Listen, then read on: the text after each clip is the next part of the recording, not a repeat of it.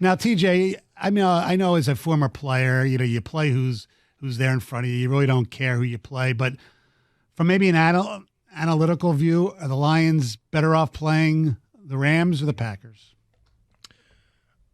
I think that our offense matches up better with the Rams' defense. I think Packers' defense has been playing really good, and they gave us a lot of trouble.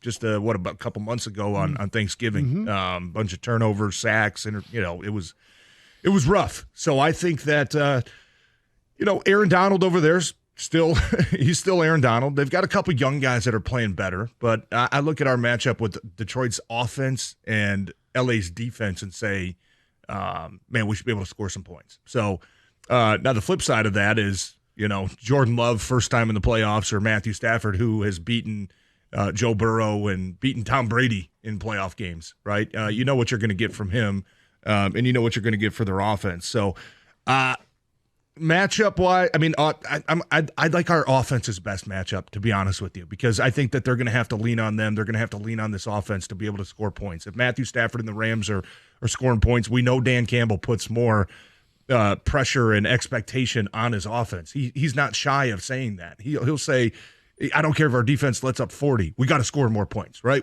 He always seems to put it on the offense, and because I think the expectations are higher. So in the playoff game, I'd rather have our offense have a favorable matchup than our defense. 248-539-9797. Go ahead, John. Sorry. I as well like the offensive matchup for the Lions. I also like, we haven't been the best at pressuring quarterbacks all season long, but when you look at what the Rams are on their offensive line, Ulrich Jackson is their left tackle. He's a young guy. He's a guy that still has a lot to prove in the NFL. But Havenstein is not your top level right tackle. And I think that there is an opportunity, even though Matthew Stafford, when he gets the ball off downfield, is going to be a big threat. I think there's an opportunity to be able to pressure Matthew Stafford and get some hips on him. Yeah, and that's what this defense has been doing, in my opinion, very well since what was the Denver game? I think it was the first game where we started seeing a lot of exotic blitzes and pressures, and third down, you know what you're going to get. They're going to send the house on you and make the quarterback rush a decision.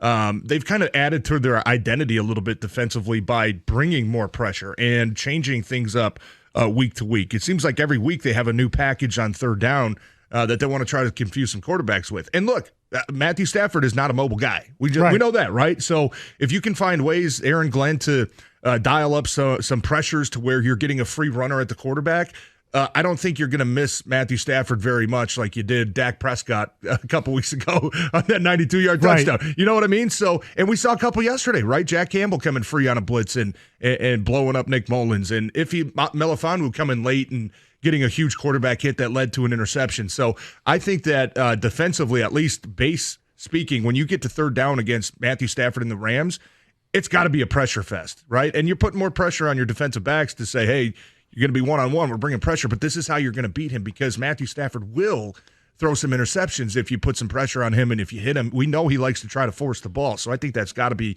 a huge part of the plan defensively this week. I don't want to say definitively that it's going to happen on Sunday night, but it appears to me that number 97 has kind of put it in another gear the last few weeks. You know what? And here's the funny thing: he's been really good all season long, and he's been so close all season long. And John and I know this. I mean, a lot of times offensive linemen, the difference between you having a good play and having a bad play is the ball can be out. You can get beat, but if the ball's out, nobody notices. You know what I mean? And Aiden Hutchinson's had a lot of those this season where he's so close, but damn, the ball comes out right before he gets there. And he's mentioned all season about, I just got to keep grinding, man. The numbers are going to start coming. They're going to come in bunches. I got to keep doing what I'm doing. And even, asking coaches, they're like, Hutch was Hutch, man. Like, he did his job, and, he got the sacks. He got the stats this time. And this has been the way for the last 2 weeks now.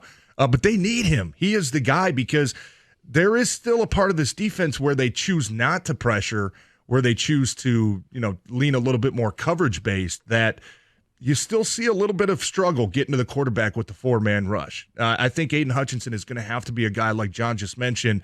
The Rams' offensive line should be a favorable matchup for him to kind of pick and choose which one-on-one he wants to get and which guy he wants to try to take advantage of in the pass rush game.